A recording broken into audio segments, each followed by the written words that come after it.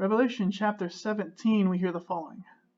Then one of the seven angels who had the seven bowls came and said to me, Come, I will show you the judgment of the great prostitute who is seated on many waters, with whom the kings of the earth have committed sexual immorality, and with the wine of whose sexual immorality the dwellers on earth have become drunk. And he carried me away in the spirit into a wilderness, and I saw a woman sitting on a scarlet beast that was full of blasphemous names, and it had 7 heads and 10 horns. The woman was arrayed in purple and scarlet, and adorned with gold and jewels and pearls, holding in her hand a golden cup full of abominations, and the impurities of her sexual immorality. And on her forehead was written the name of mystery, Babylon the Great, mother of prostitutes and of earth's abominations. And I saw the woman drunk with the blood of the saints and the blood of the martyrs of Jesus. When I saw her, I marveled greatly, but the angel said to me, Why do you marvel? I will tell you the mystery of the woman and the beast with 7 heads and 10 horns that carry her.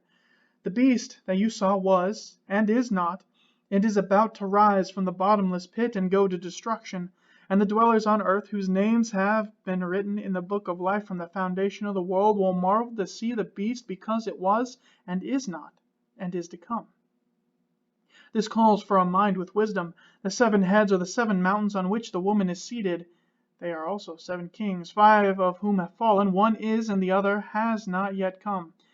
And when he does come, he must remain only a little while. As for the beast that was and is not, it is an 8th, but it belongs to the 7, and it goes to its destruction.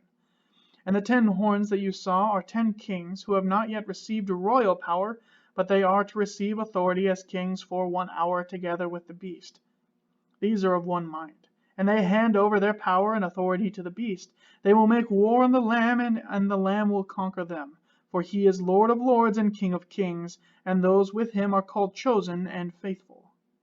And the angel said to me, The waters that you saw where the prostitute is seated are peoples and multitudes and nations and languages. And the 10 horns that you saw, they and the beast will hate the prostitute. They will make her desolate and naked, and devour her flesh, and burn her up with fire. For God has put it in their hearts to carry out his purpose by being of one mind, and handing over their royal power to the beast, until the words of God are fulfilled. And the woman that you saw is the great city that has dominion over the kings of the earth. All right, Revelation chapter 17. So we see the great prostitute, the final incarnation of the beast of the earth. And as you've been tracking it along, remember the beast of the earth now became known as the false prophet in our previous chapters. Now it is known as the great prostitute. Again, it's showing, as it were, the church that has become apostate, that has fallen away. What's interesting as we see here, right, the part of the church that's become apostate, what it really points to is, think back to Hosea. Right, that whole book preaches against the whoring with idols that Israel has been doing. And what we see going on here in chapter 17 is the part of the church that claims to be Christian, but is in fact dead and apostate. Right? It doesn't do the things of Christ. It is not keeping in line with his word. What I find really interesting as we take a look at this is how it matches up with what we looked at back in chapter 12. Right? This harlot is attractive. It makes Christianity fit with the world, as it were. And it stands opposed to the woman that we met in chapter 12. Right? Both women stand as a representation of the church, but what we see going on here is the harlot, the great prostitute that we see here, is a false church. Right? She appears beautiful. She appears attractive. She supports the world. People flock to her, and she flatters them, encouraging their lifestyles, especially lifestyles that are ungodly. Right? The woman from chapter 12 speaks out against the world, speaks out against its lifestyle, and she will be rewarded for her faithfulness. The harlot, not so much. Again, the harlot is described as sitting upon many waters. That's an ancient reference to Babylon. Babylon was known as the city of many waters. The waters, as we learned from the text, are the people over whom this harlot has control, and the kings are those whom the harlot has control over, right? She controls the nations. What's interesting, one of my commentators made this quote, how often it happens that when the rulers of nations embrace immorality, their leadership then encourages people into more godlessness, so that little hope remains to reclaim them from their drunken stupor. Basically, to sum it up, they say this: it is often true that as the rulers of a nation go, so often do the people under their governance go the same way. Right? What our rulers do frequently influences what the people they rule do. Something to think about, something to keep in mind. Alright, so we're going to jump now to take a look at the woman in the wilderness, right? John sees a change, a movement, as it were. And the first question we have to deal with is, why is this woman in the wilderness? Why does the harlot go into the wilderness? Well, remember, when we looked at Satan pursuing the church back in chapter 12, right, the church flees into the wilderness for its own protection. And what we see going on here, I believe, is the woman goes into the wilderness to deceive the church, to cause it to fall away, maybe even to die out herself, as we see happen at the end of the chapter, right, as she reaps the rewards for her sin. Also notice too, right, this harlot sits on the beast. That means that it's working for her, which is completely different from the relationship that they have had, right? Notice at the beginning, she serves the beast, but now it serves her, at least until she's destroyed at the end of the chapter. And what's really fascinating about all of this, right, I think this painting sums everything up nicely. Right? As people flock to the church, they don't realize that by passing through its doors, they go to their own destruction. This is the reality of what we see happening. So, let's talk about this false church, this great prostitute. First off, who is she? Well, she's arrayed in purple and scarlet. That means that this false church, is going to have wealth and splendor. Remember, purple, scarlet, right? Purple is one of the highly prized, most difficult to make fabrics of the ancient world. Right? It was a rare and difficult process in order to make purple. Scarlet, right? Red was the color of Rome. So, by contrast or explanation, right? The false church is going to have wealth and splendor. People are going to look up to her. She's going to have royalty. She's going to have jewels and wealth of the nations. Right? Purple signifies wealth, scarlet, royalty, Romans. Right? She has the wealth of the nations, she has jewels, she has gold. Right? She's a seductress. Right? She's going to seduce the nations to drink from her immoral living. They're going to drink from her cup, and she is going to encourage them to justify their immorality as righteousness. The greater the sins they commit, the more she's going to look at them and say, you're doing the right thing. And yet, on her forehead was written a name of mystery. Her name is Mystery.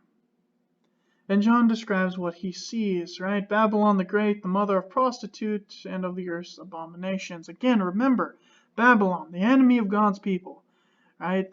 They're the ones that carried off the southern kingdom into exile. Right? They were the enemies of God's people. Again, the fact that it's written on her forehead shows that she is the enemy. Right? She is the one who is attacking the church. And the fact that it's a mystery shows that no one's going to recognize her unless it is revealed to them. Again, people are going to believe that they are truly following the church, but they're going to be led astray by this woman. Like that painting I showed you only a few moments ago, right? They're going to flock to the church because it's telling them what they want to hear. It's new, it's hip, it's exciting, and they're going to find out later on that it led them to their destruction. Now, this woman is drunk with the blood of the saints, with the blood of the martyrs. And John says when he saw her, he marvels greatly. Right? Her drunkenness shows the style that this woman has for her life. Her diet is that of God's people. Right? She revels in the persecution and the death of Christians. She lives to attack the church, to bring it down. Again, as John sees this, he's awestruck. Why? Well, maybe it's her beauty, maybe it's her lifestyle, maybe it's her very existence. We don't know. But John is taken aback that such a creature can exist. And yet, an angel explains that this beast, this harlot, this false prophet is going to exist in one form or another throughout all of history until Christ's return. It's going to be something that's awesome to see, and not in a good way, because the unbelieving world is going to fall prey to it. Something to keep in mind. This is why John says this calls for a mind of wisdom. He goes further to describe this place on which the woman is seated. And he says the 7 heads are the 7 mountains on which the woman is seated. Now, again, we've looked at this idea, this mind of wisdom thing, right? We saw it with the number 666, the number of the beast. The 7 mountains that are being referred to, this one's obvious, it refers to Rome.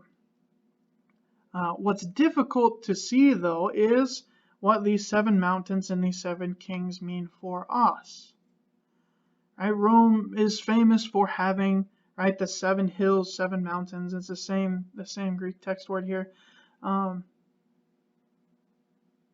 don't understand. I haven't been able to find a good understanding for what this means for us.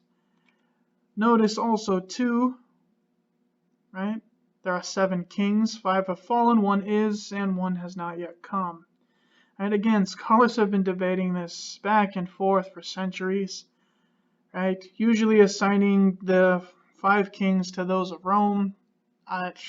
It's a waste of time, I think, because it only reflects one's bias instead of letting the text speak for itself. What I would suggest to you is that when we see the 7 kings, what we're talking about is divine completeness, right? These are the total and complete number of kings that are going to attack the church, right? These are the rulers who have authority to oppose the church. They're acting with, if you will, divine authority. It's one of those whereas an old enemy of the church, as they die out, there's going to be a new one that replaces it. And this is going to be the pattern that we see until the end. Right? The church is constantly going to be under persecution, and we've seen that happen throughout this text over and over and over again. So we have the 10 horns, right, given to the 10 kings. Again, these kings are not going to claim divine rule, unlike many kings, right? They're not claiming divine power, but they rule by power alone. Remember, horns are representation of power. Again, together with the fact that they are existing with, as it were, divine authority, right? These 7 heads symbolize the earthly powers, the influence of the dragon as it attacks Christianity. Now, again, like I've said, this is a lot of gloomy and doomy stuff. It's going to look like the world is falling apart, that things are really terrible. But again, remember, the Lamb will conquer all of these beasts, and he's going to protect his people. We've seen this happen throughout the entire book of Revelation so far. Even though the world gets terrible, even though it's bad, it's really depressing at times, right? The Lamb has conquered, and he's going to protect his people. Finally, we get to the end of the Great Prostitute. Again, remember the waters from earlier, right? She's surrounded by all people, even the saints, until God calls us out of her midst, as we're going to see in a second here in chapter 18. But what I want to point out to you as we round off chapter 17 here is that the beast and those kings are going to turn on her, and the religion, the false religion, is going to be torn apart. All right, those who don't claim divine power are going to see the destruction of religion as a good thing. They're going to work to destroy religion, unknowingly working God's good plan, which I think is an interesting thing as we exist in our secular world today. Right? The harder that the world attempts to destroy Christianity,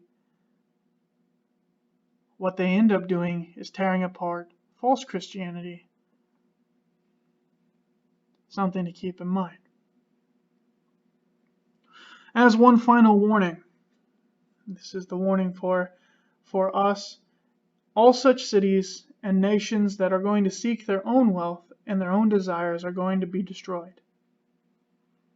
All right, this is the warning from chapter 17. And it's a call for you to be watchful for all who would lead you away from God's word, because they're going to be destroyed.